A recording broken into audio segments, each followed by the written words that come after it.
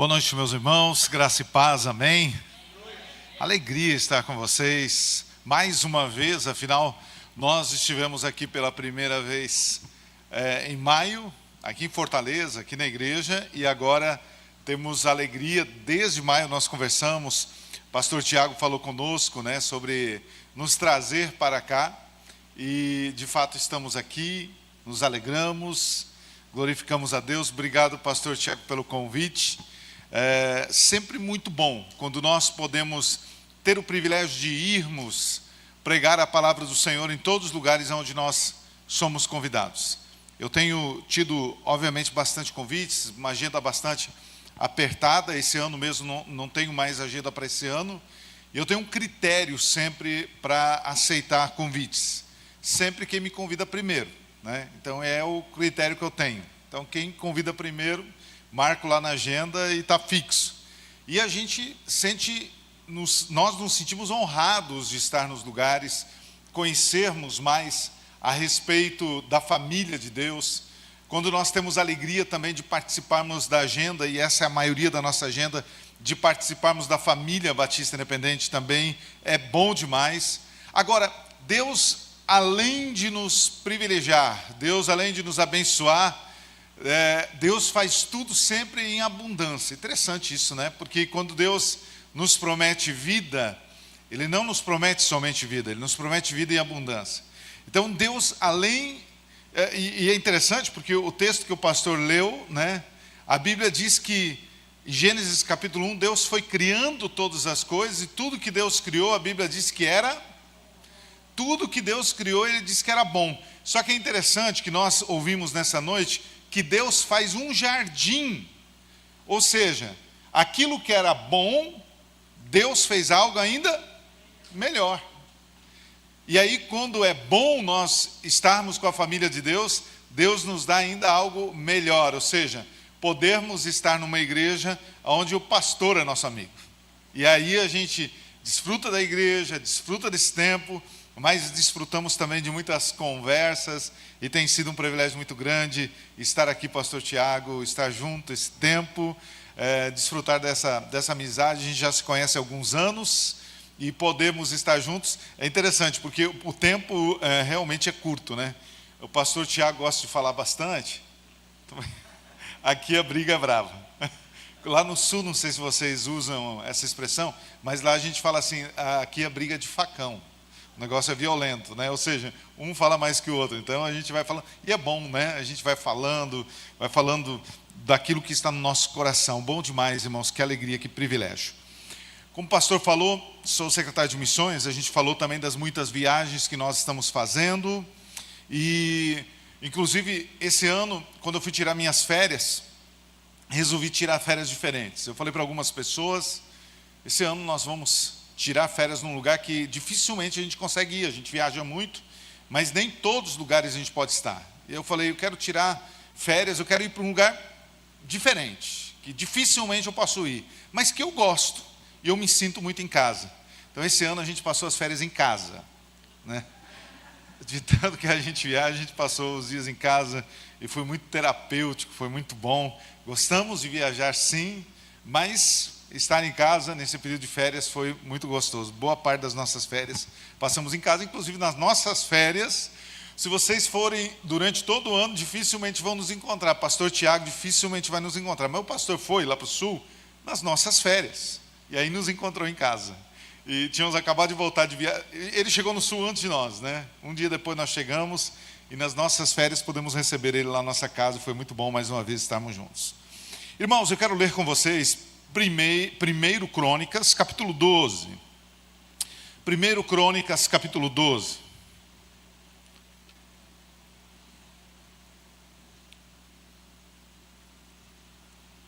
Quero falar um pouquinho sobre vocês com missões. Nós temos um pouco da projeção também. No final eu quero passar um vídeo para vocês também sobre missões. Primeiro Crônicas, capítulo 12, eu creio que nós vamos ter o texto aqui também. Não lembro se eu coloquei ele no slide. Mas 1 Crônicas capítulo 12, versículo 8 diz assim: da tribo de Gade, alguns aliaram-se a Davi em sua fortaleza, não aqui em Fortaleza, mas lá em Israel, em sua fortaleza no deserto. Eram guerreiros corajosos, prontos para o combate, e sabiam lutar com escudo e com lança. Tinham a bravura de um leão, e eram ágeis como gazelas nos montes. Ezer era o primeiro, Obadias o segundo, Eliabe o terceiro, Mismana o quarto, Jeremias o quinto, Atai o sexto, Eliel o sétimo, Joanã o oitavo, Eusabade o nono, Jeremias o décimo, e Macbanai era o 11º. Todos esses de Gade eram chefes de exército. O menor valia por 100, e o maior enfrentava 1000. Amém por essa palavra, irmãos? Só para nós nos localizarmos um pouco na história desse texto, o capítulo 12 aqui nos fala, não exatamente o capítulo 12, mas nesse contexto aqui, nos fala sobre o início do reinado do rei Davi. Nós conhecemos muito bem, Davi não foi o primeiro nem o segundo rei de Israel. O primeiro rei de Israel foi Saul, depois por um breve tempo foi o seu filho, o filho de Saul. Mas quando você vai para Israel, quando você estuda a história de Israel até hoje, o nome que está caracterizado como o grande rei da história de Israel não é do seu primeiro rei, que foi Saul, mas é do rei Davi. Inclusive, a própria bandeira de Israel, hoje, ela tem ali, na sua flâmula, a estrela de Davi. Então, Davi é a grande imagem, o grande personagem, o homem mais importante da história de Israel. Inclusive, o próprio Jesus é chamado de filho de Davi, porque ele era da tribo de Davi. E aí nós olhamos aqui para essa história, ou seja, para a tribo de Judá, obviamente, mas da tribo que fazia parte de Davi. Então, quando nós olhamos para essa história, nós vamos ver o começo aqui desse momento da história de Israel, de Davi como rei. Agora, como eu disse antes, o primeiro rei de Israel foi Saul.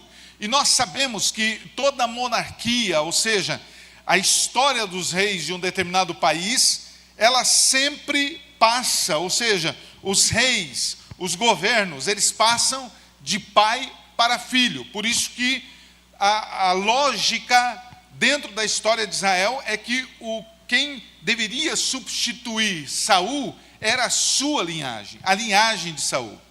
Mas nós conhecemos bem e sabemos que Deus rejeita Saul e Deus usa Samuel, ainda enquanto Saul estava vivo, para ungir o rei de Israel como Davi. Vai na casa de Jessé, todos conhecem bem essa história, e ali passam diante dele todos os filhos de Jessé, e Deus não fala para Samuel que algum deles era o futuro rei, que era esses que ele deveria ungir, e Samuel pergunta para Jessé: você não tem acaso mais um filho? Ele diz: sim, eu tenho um ainda que está cuidando das ovelhas. E aí ele chama Davi, Davi é ungido rei, e aí a palavra de Deus vai mostrando um processo que vai acontecendo através e na vida de Davi, até que depois, com a morte de Saul, posteriormente, Davi começa a receber o apoio para se tornar um rei. Não foi algo automático, porque havia muita resistência dentro do povo de Israel, porque para eles o natural é que os filhos de Saul se tornassem reis. E com a tragédia que se abateu sobre Saul, havia uma dificuldade para que o povo entendesse quem era de fato o novo rei de Israel. E alguns já conheciam Davi, inclusive ainda durante a vida de Saul, quando Davi ele mata o gigante, Davi é aclamado, as pessoas gritavam dizendo: Saul, ele derrotou 1000, mas Davi matou 10.000, ou seja, ele já é considerado um grande guerreiro, um grande soldado, mas era diferente agora. E aí o texto que nós lemos aqui nos fala sobre esse processo, inclusive o texto diz, nós lemos o versículo 8, nos diz que da tribo de Gade, alguns aliaram-se a Davi, ou seja, estavam chegando tribos daqui, tribos de lá, ou seja, pessoas de lugares diferentes, tribos de lugares diferentes, e aos poucos eles foram se agregando ao exército de Davi. Inclusive no capítulo 11, que é o capítulo anterior ao que nós lemos, no versículo 1 ao versículo 3, ali no começo diz assim, versículo 1, todo o Israel reuniu-se com Davi em Hebrom, e disse, somos sangue do teu sangue. No passado, mesmo quando Saul era rei, eras tu quem liderava Israel em suas batalhas.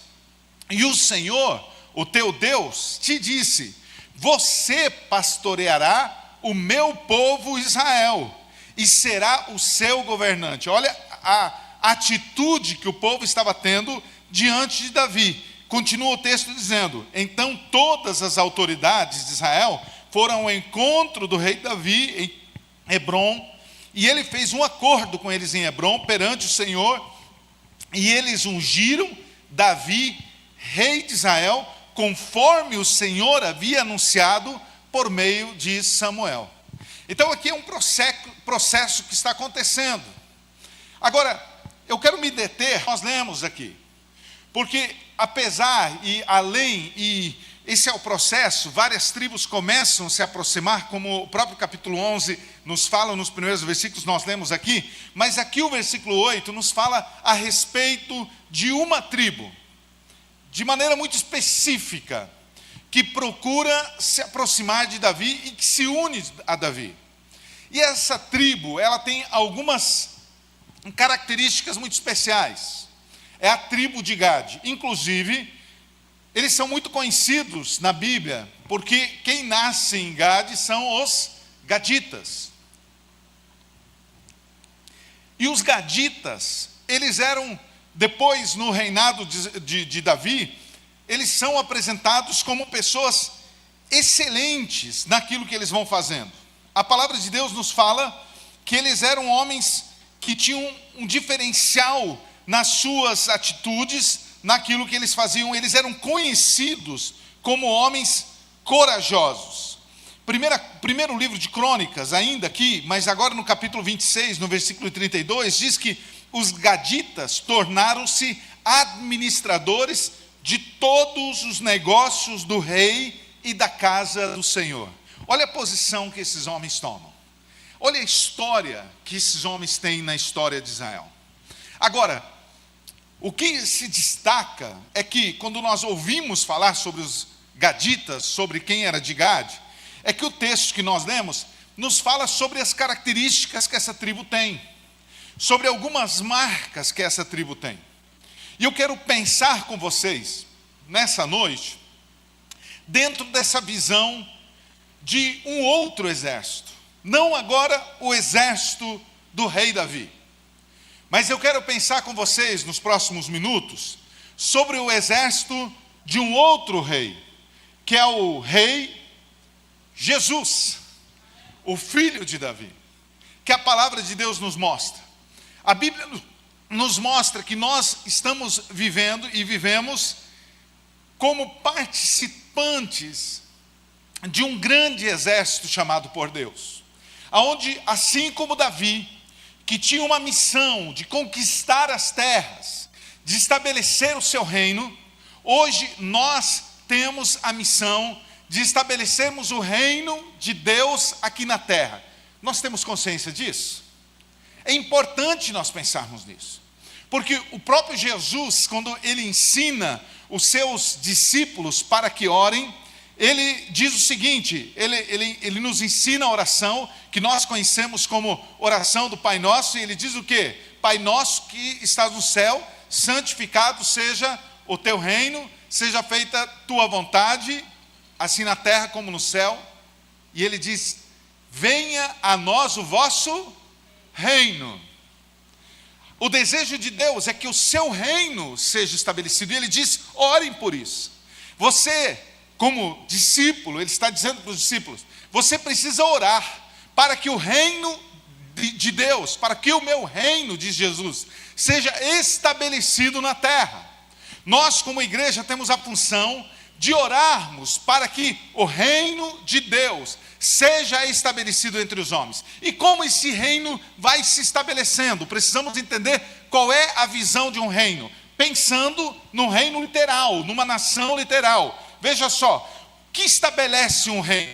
Podemos dizer que as fronteiras e as divisas. Esse é um grande diferencial do reino de Deus, porque o reino de Deus é um reino sem fronteiras. O reino de Deus, ele não faz parte de uma etnia.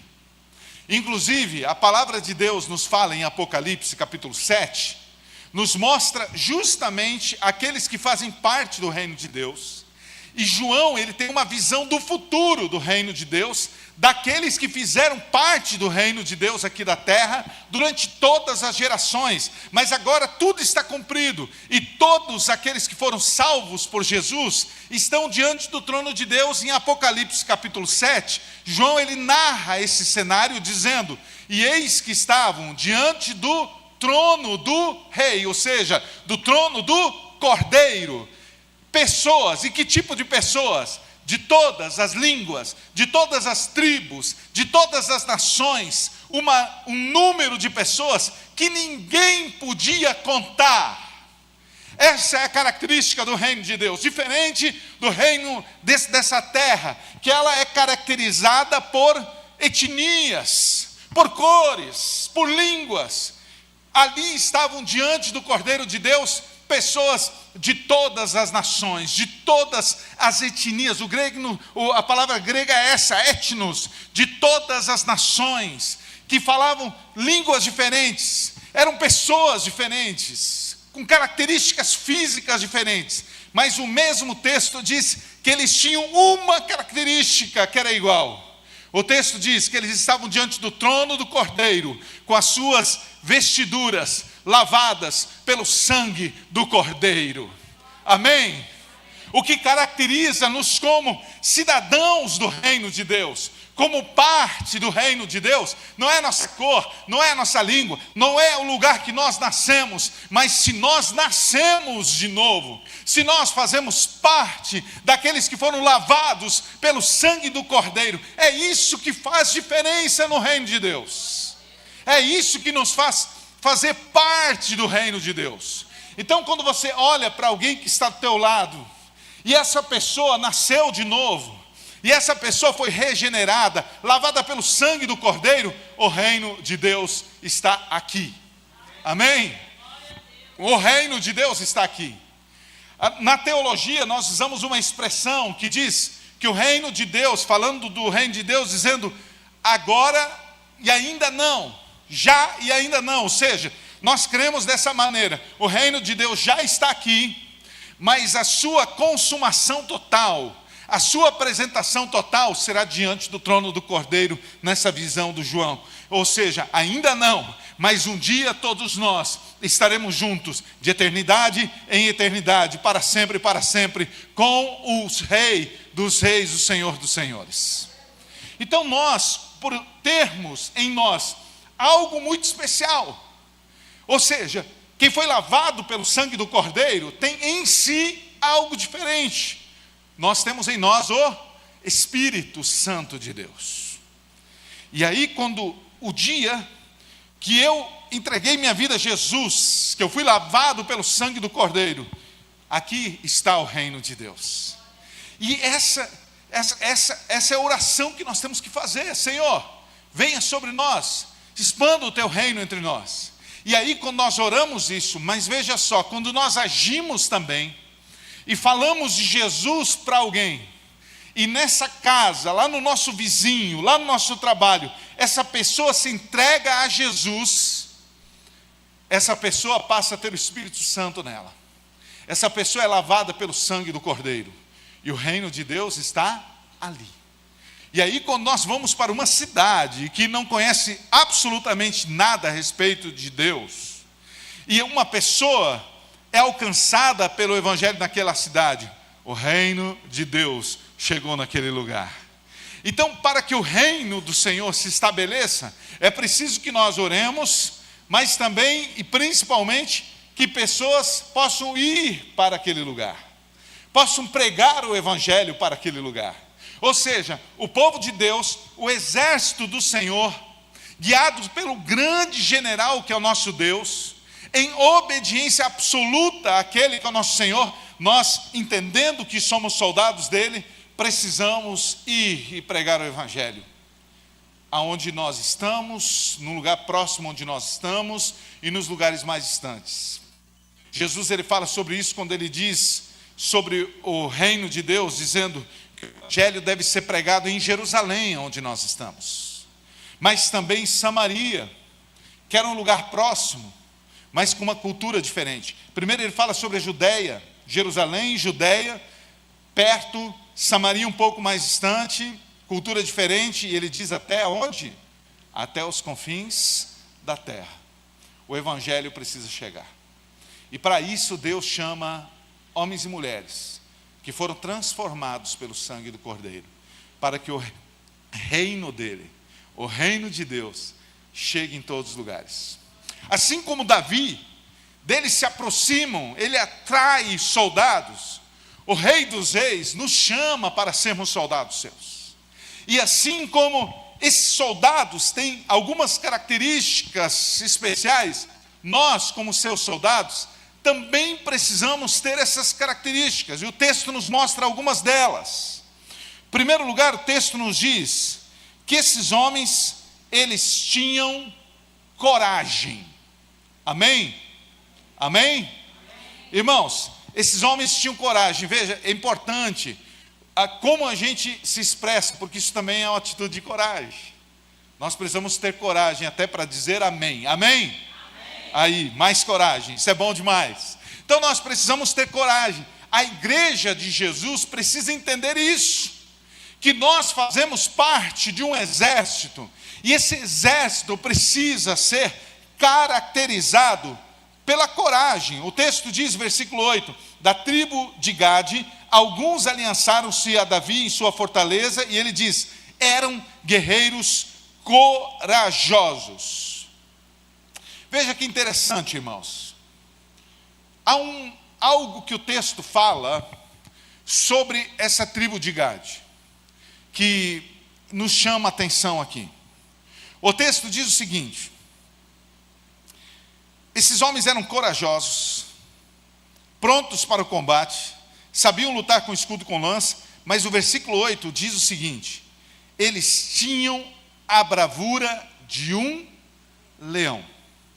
Há umas traduções mais antigas que elas dizem o seguinte, que eles tinham um rosto como o rosto de um leão. Olha a característica desses homens.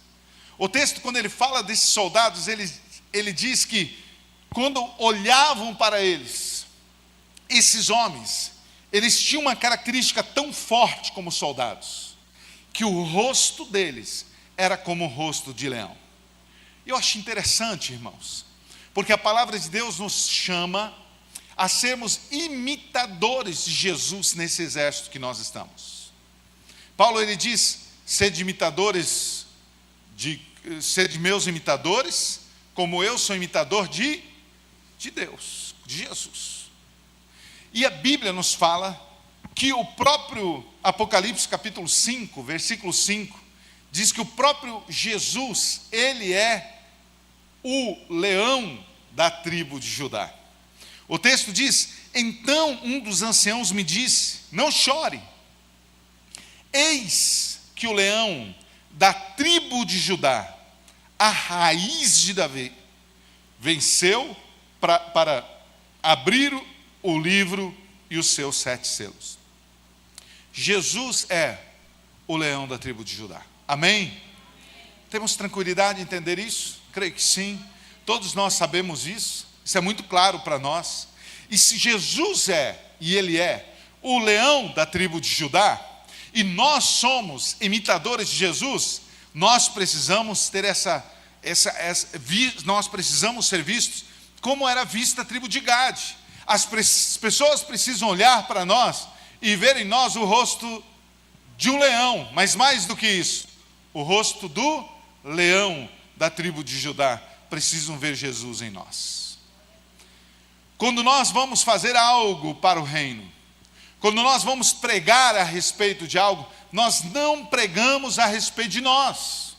Nós não falamos a respeito daquilo que nós fizemos.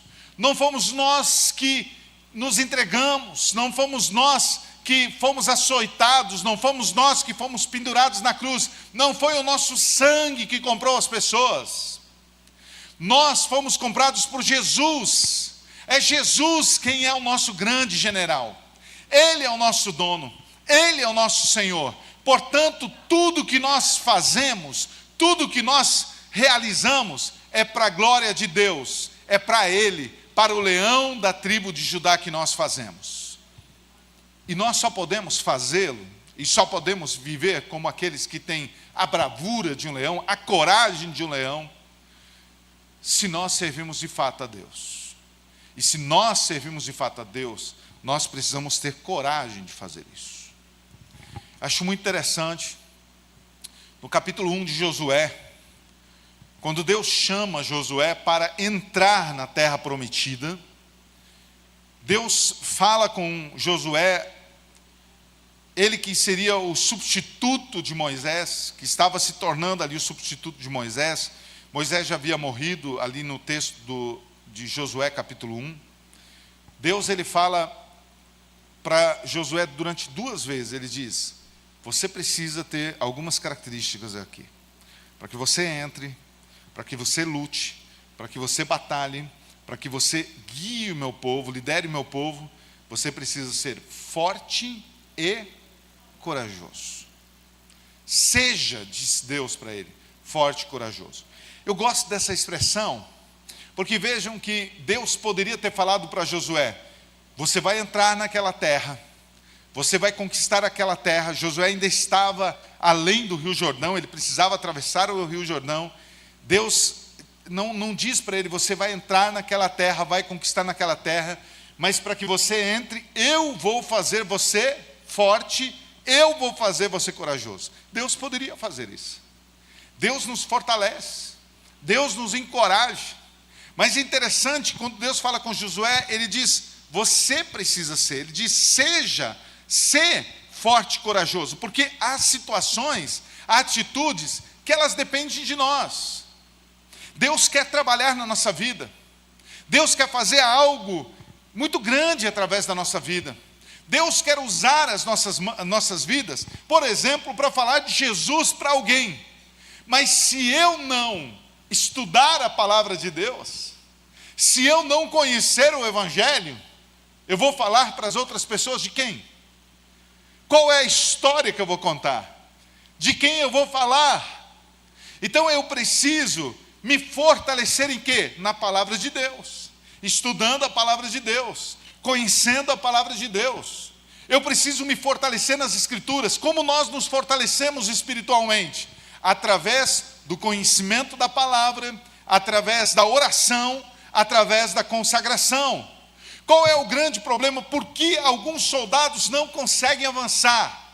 Porque eles estão orando, Deus, eles vêm para a igreja e dizem: Deus, me faça forte, Senhor, me faça corajoso. Mas eles vão para casa e aí durante toda a semana eles estão assistindo Netflix, eles estão olhando redes sociais, eles estão fazendo tantas coisas, mas não leem a palavra de Deus e dizem: pastor, não dá tempo, pastor, não dá tempo para orar.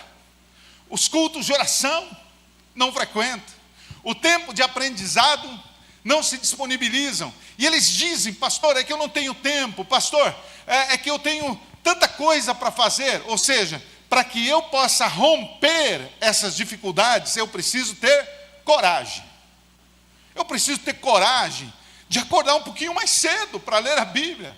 Eu preciso ter coragem de parar de olhar algumas coisas que estão roubando o meu tempo. Eu preciso ter coragem para me posicionar como sacerdote da minha casa, para junto com a minha família cultuar a Deus. Eu preciso ter coragem para onde eu estiver passando, eu mostrar que eu sou salvo e transformado pelo Evangelho de Jesus, eu preciso ter coragem para abrir mão das tentações, eu preciso ter coragem para abrir mão até da minha questão financeira, muitas vezes, para abençoar no reino de Deus, para pagar uma inscrição de um retiro, para dar uma oferta para que algo seja feito. Eu preciso ter força e coragem. Ou seja, tem coisas que nós estamos pedindo para Deus e Deus está dizendo: mas e o que você está fazendo?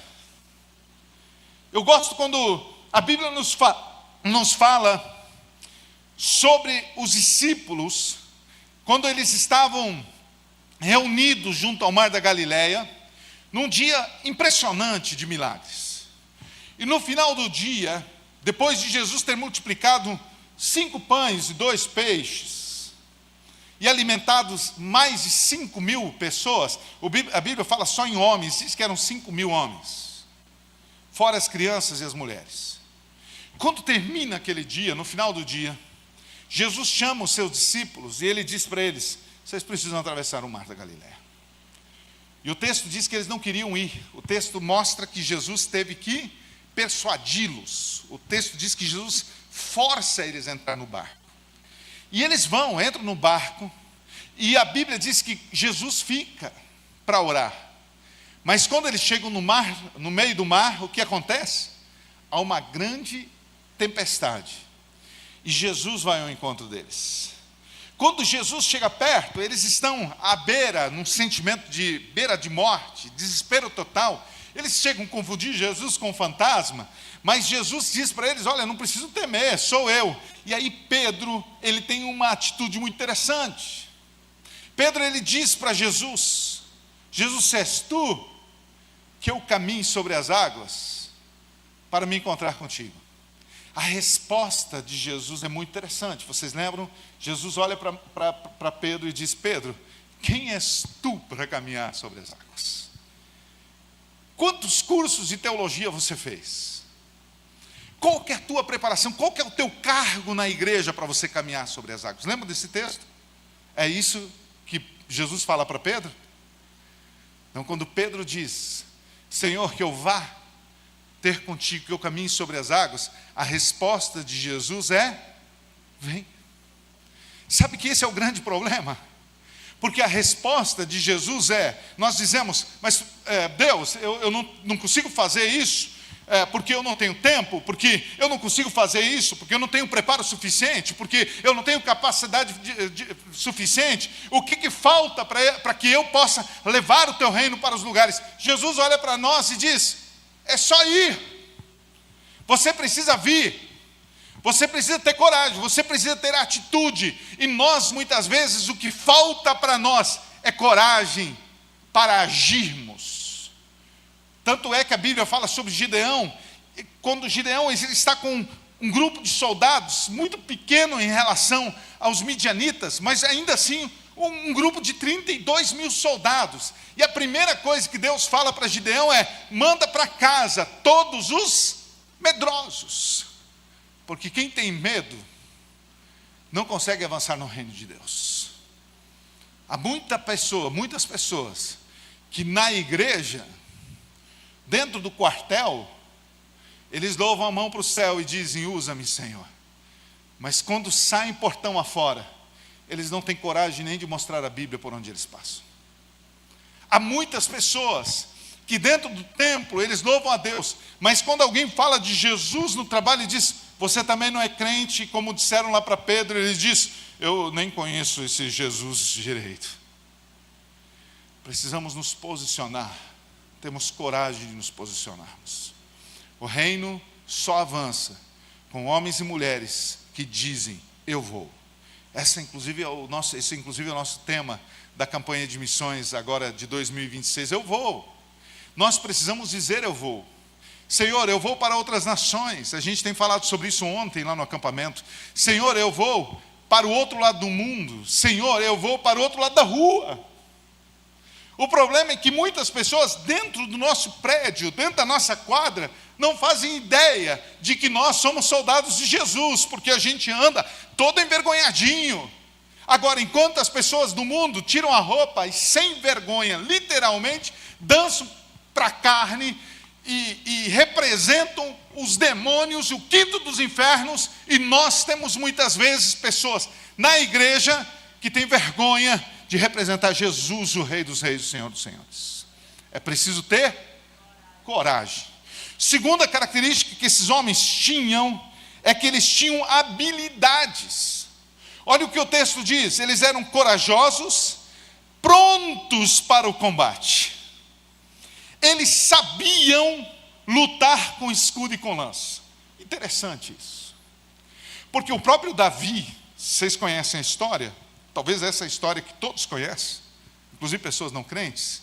No dia que Davi ainda era um moço, adolescente, e ele enfrenta um dos maiores soldados do seu tempo. E o texto diz que ele pega uma pedra e atira a pedra com a funda. E ele acerta aquele soldado que tinha um escudeiro que o protegia. E a pedra pega o único lugar que ele tem do seu corpo que não era protegido, num tiro, num lance mortal. Ele cai e o exército filisteu é derrotado. Agora, nós precisamos entender que, veja, o que acontece ali é um milagre. O próprio Davi, ele diz isso: você vem para mim com lança, com paus, mas eu vou a ti em nome do Senhor dos Exércitos. Agora, nós não podemos confundir um rapaz corajoso que se coloca à disposição, que se posiciona com alguém mal preparado. Não podemos confundir isso. Porque Davi, um pouco antes, ele vai até onde está o rei Saul. O que ele diz para ele? Conta comigo, porque eu já fiz o quê? Eu matei um leão e um urso. Ou seja, os dois animais mais selvagens da floresta já tinham sido mortos por Davi. Eu estou imaginando Davi cuidando das ovelhas com a sua funda. E treinando, porque ele estava cuidando das ovelhas, coisas simples do dia a dia, mas pronto a dar a sua vida por aquilo que ele estava fazendo. Isso é profundo para você? Você entende isso? O Evangelho, a gente só avança quando a gente entende que tudo que Deus nos dá é importante, e que nós precisamos zelar por aquilo que Deus nos deu, para que a partir dali nós tenhamos um segundo passo. Davi começa cuidando das ovelhas. Depois Davi se torna um office boy. Lembra da história de Davi? Ele vira office boy. O pai dele diz para ele: pega comida, pega lanche e vai até onde estão teus irmãos. E leva notícias e traz notícias. Davi diz: não, office boy não, agora eu caí de cargo. Não, ele vai e faz. E porque ele é obediente, ele chega lá, encontra toda aquela situação, ele se coloca à disposição, ele tem coragem, mas o texto não diz. Então, naquele momento, se levanta Golias contra Davi, ele corre em direção a Davi, que Davi começa a gritar desesperadamente: como se usa essa funda? Para que servem essas pedras? Ele sabia exatamente o que ele estava fazendo. O texto diz que antes, ele vai junto ao ribeiro e escolhe as pedras. Ele tinha habilidades. Irmãos, no reino de Deus, nós precisamos entender que esse exército que Deus nos chama é extremamente importante. Que a missão que Deus nos deu é extremamente importante. E que ela não pode ser feita de qualquer jeito. O próprio texto lá em Levítico diz, né, pastor, que maldito é o homem que faz as coisas de Deus relaxadamente.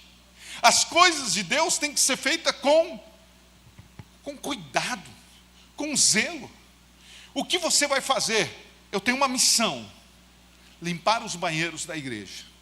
E quando eu tenho essa missão, os banheiros da igreja que eu limpar são os banheiros mais lindos que alguém pode entrar, mais cheirosos. Limpar o corredor, organizar as cadeiras, serão as cadeiras mais bem organizadas. Eu cuidar das crianças. Eu vou trabalhar durante toda a semana. Eu trazer uma palavra introdutória. Eu vou preparar a melhor palavra. Tem gente que vai fazendo as coisas, a gente usa uma expressão, né? Tem gente que prepara tudo no joelho, ou seja, uns segundos antes, coloca a Bíblia no joelho e, ai meu Deus, o que eu vou falar hoje? Precisa ter preparo. Se para fazer uma cirurgia, o aluno de medicina passa madrugadas lendo um livro, se para ser um advogado, se para fazer um curso, as pessoas se preparam para fazer a obra de Deus, nós precisamos fazer tudo com excelência. Pastor, eu tenho uma missão, cuidar das crianças. Muito bem, então eu vou buscar ser o melhor professor de crianças que essa igreja teve. Aonde que eu vou aprender? Tem cursos, tem internet, tem igrejas onde eu posso me inspirar e aprender e trazer algo, uma experiência para cá. Eu não sei, eu vou trabalhar com jovens, eu vou trabalhar com música, ou seja, eu preciso entender que Deus me chamou e eu preciso criar habilidades. O texto diz que esses homens sabiam o que eles faziam, eles estavam prontos para o combate, prontos para lutar, prontos para falar. O texto diz: e sabiam lutar com escudo e com lança. E aí o texto nos mostra a terceira característica que eles tinham. Eles tinham atitude. O texto nos diz, olha que interessante, eles tinham a bravura de um leão e eram ágeis como as gazelas. O texto diz, quer dizer, a gazela em si, quando ela salta, o espaço que ela salta é de 6 metros de altura e 9 metros de comprimento.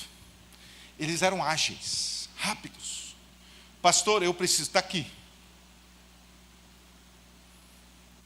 Irmãos, nós vamos ter que reunir um pessoal. Pastor, conta comigo.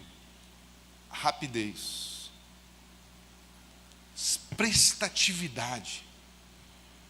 O pastor conversou comigo e para mim isso é muito natural. O pastor falou, tem como de repente 5 horas, 8 horas. Eu falei, pastor, me dá 2 dias para orar.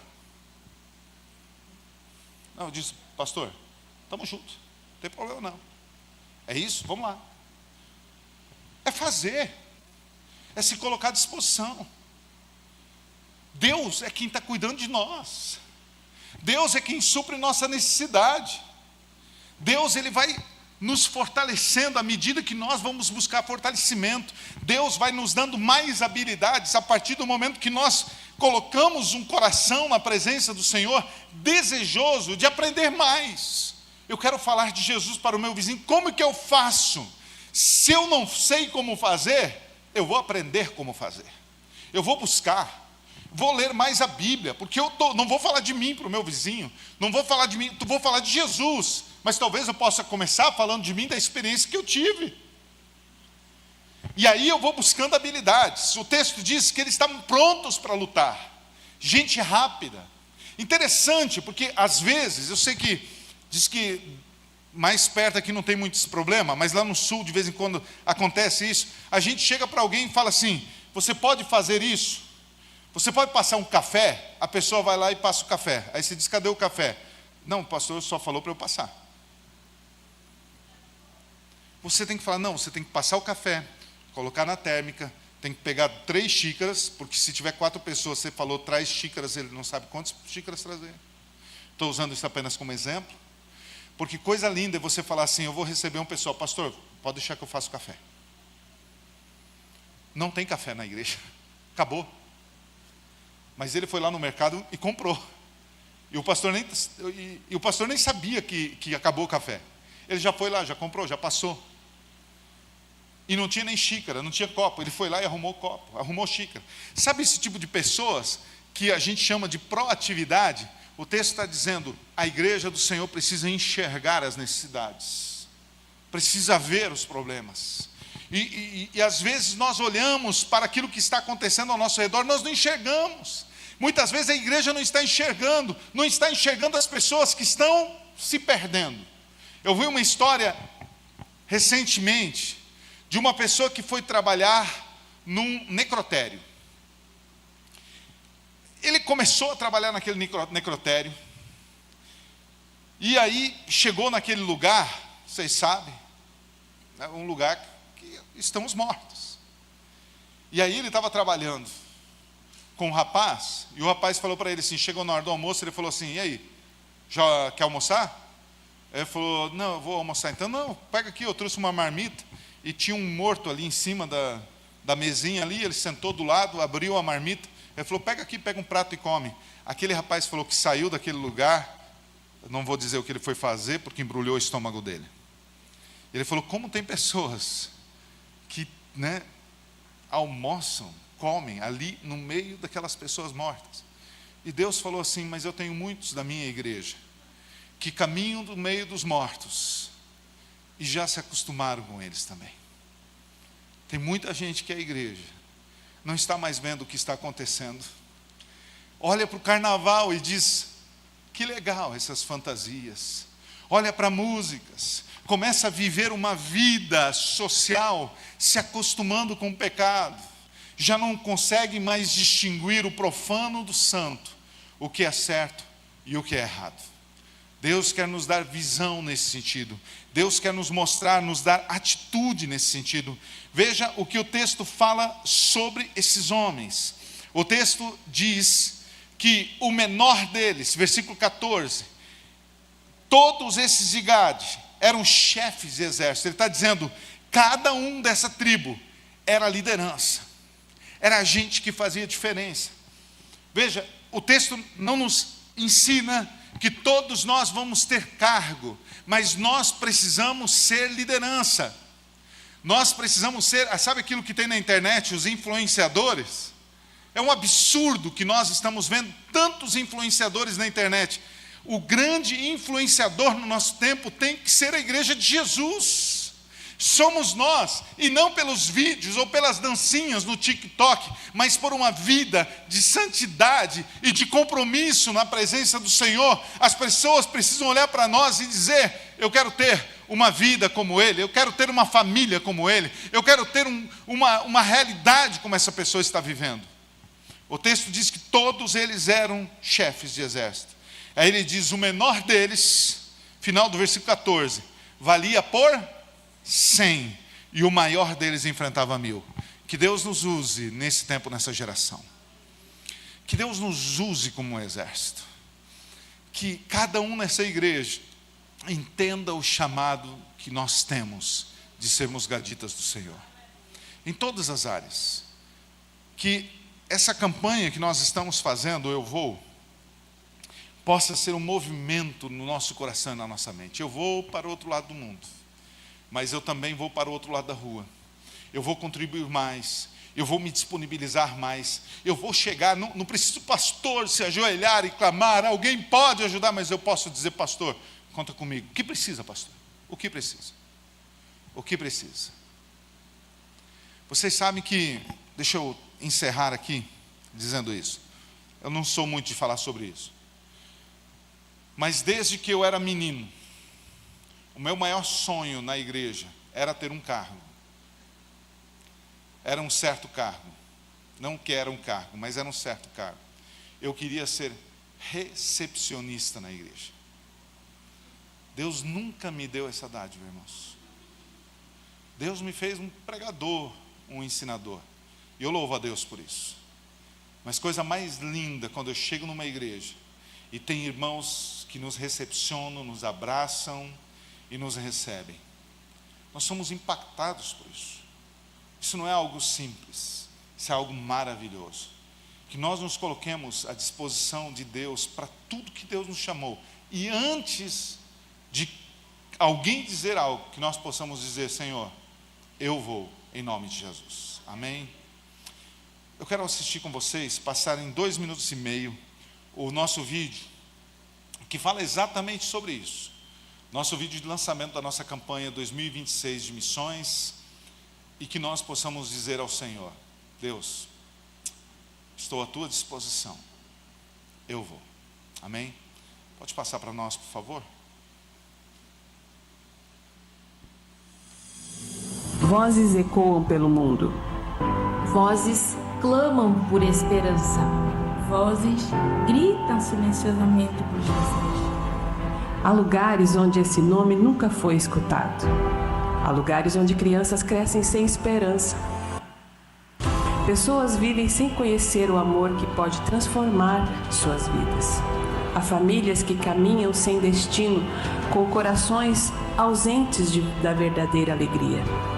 Há lugares onde a perseguição é constante, onde homens e mulheres se reúnem às escondidas orando em sussurros, com medo, mas com fé inabalável. Há multidões que se prostram diante de ídolos que não ouvem, buscando sentido para suas vidas. Há também os que vivem cercados de luzes e barulhos nas grandes cidades, mas habitam um deserto por dentro. Em todos esses lugares, as necessidades são muitas, mas há uma que supera todas: Jesus. Por isso o chamado ainda ecoa em nossos dias. A quem enviarei? E quem há de ir por nós? A campanha de missões 2026 da Secretaria de Missões da CIB traz como tema: Eu vou.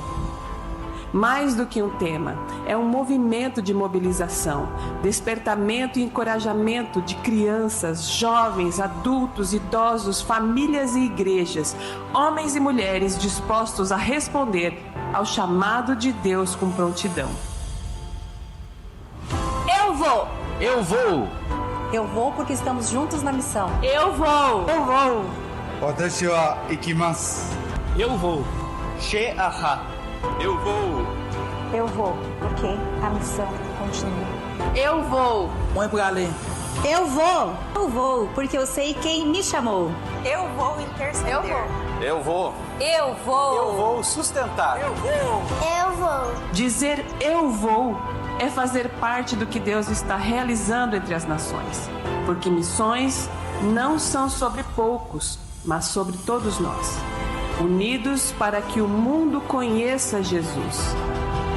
E quando cada um diz eu vou, Deus transforma o eu em nós. E juntos levamos Jesus onde ele ainda não foi anunciado. Porque no fim, em todos os lugares, sob todas as circunstâncias, a maior necessidade continua sendo Jesus. E Ele quer chegar até essas vidas, através da minha vida e de você. Você está disposto a dizer, eu vou? A Secretaria de Missões possui cerca de 40 projetos internacionais e 20 projetos nacionais, atuando em mais de 20 países em diversos continentes ao redor do mundo. Atualmente, mais de 100 missionários estão envolvidos nas frentes missionárias, levando esperança, apoio e transformação a diferentes povos e culturas. Você pode ser a resposta das nações junto conosco. Ore, apoie, mobilize, envie, se envolva com a campanha de missões 2026. Glória a Deus, você pode aplaudir o Senhor?